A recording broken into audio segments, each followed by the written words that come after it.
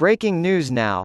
Ex-Russian military intelligence officer fined for discrediting the army after speaking out in favor of war. According to a report from Tuesday by the independent news website Mediazona, a former Russian military intelligence officer who is notorious for publicly supporting Moscow's invasion of Ukraine has been fined for discrediting the country's armed forces. Ex-GRU Colonel Vladimir Kavachkov, now 74, is being prosecuted in a rare instance of Russia's justice system going after war supporters rather than peace activists.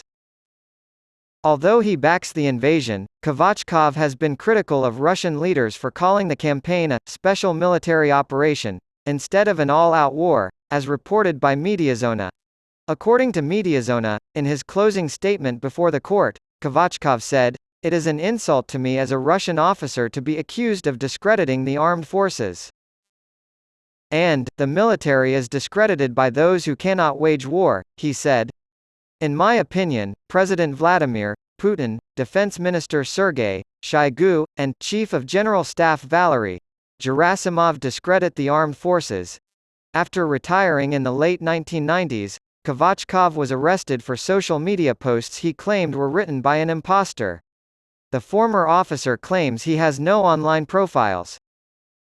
Kavachkov claimed, "I have nothing to do with that group in Odnoklassniki," a reference to the most popular Russian social network.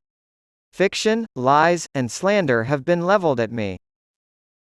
According to Mediazona, Kavachkov was found guilty of discrediting Russia's armed forces and fined 40,000 rubles, $400, by the Tverskoy District Court in Moscow. Meanwhile, the Russian media regulator Roskomnadzor has promised to look into Kavachkov's slander claim regarding the September 5 creation of an Odnoklassniki group in his name, as reported by Mediazona. Kavachkov, who was accused of trying to kill Anatoly Chubais, the man responsible for instituting Russia's privatization reforms in the 1990s, in 2008, was found not guilty by a jury. In 2013, he was arrested once more on charges of coup planning and given a lengthy prison term. Kavachkov was given an additional 15 months in prison in 2017 for inciting hatred by criticizing Russian authorities in a video address shot in solitary confinement. Days after Moscow's troops invaded Ukraine in early 2022, Russian lawmakers passed wartime censorship laws, prompting thousands of misdemeanor cases for discrediting the Russian army. Those found guilty of spreading false information, another censorship law enacted during the war, face up to 15 years in prison, while repeat offenders face up to 5 years. Despite the risks, some Russian expats in Hungary have decided to speak out against the war and Putin's regime. From the Telex. Telex spoke with Russians currently residing in Hungary about their impressions of Russia's war with Ukraine, the reasons for their departure, the state of their relationships with friends and family back home, and whether or not they plan to return to Russia. Asking, "Why does everyone in your country vote for Prime Minister Viktor Orban, when Hungarians are surprised to hear that I, a Russian citizen, oppose the war and believe we should support Ukraine because Russia must not be allowed to win?" I tell them, well, not everyone there, in Russia, is crazy about Putin either. When Vladimir Putin of Russia launched his military campaign against Ukraine on February 24 of last year, Almira was working for a global telecom company. She and her family were longtime Moscow residents who stayed out of politics. The final generation of Soviets. When the Soviet Union collapsed in 1991, Almira was 12 years old. Even in post-Soviet Russia, she felt a sense of community with all those to whom she was connected through the Soviet past and the Russian language.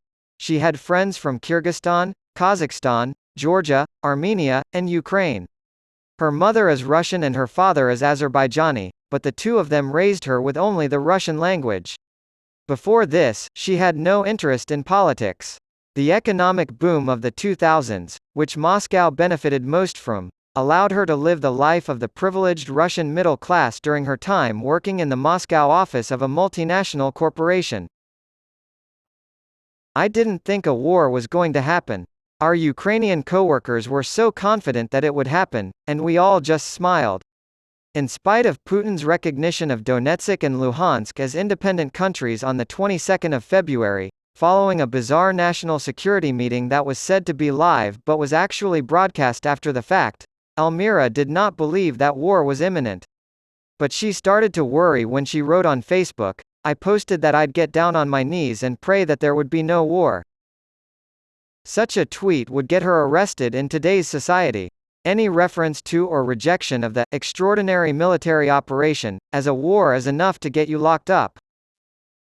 Looking back, I can see why Elmira was so sure there wouldn't be a war, or at least an open conflict that would affect the whole of Ukraine. After all, the conflict officially began in 2014 when Russia secretly aided separatists in eastern Ukraine and openly annexed Crimea, only to stall out and become mired in a limbo that was neither at peace nor at war. After some intense fighting, this essentially became the situation on the separatists' eastern Ukrainian border as well.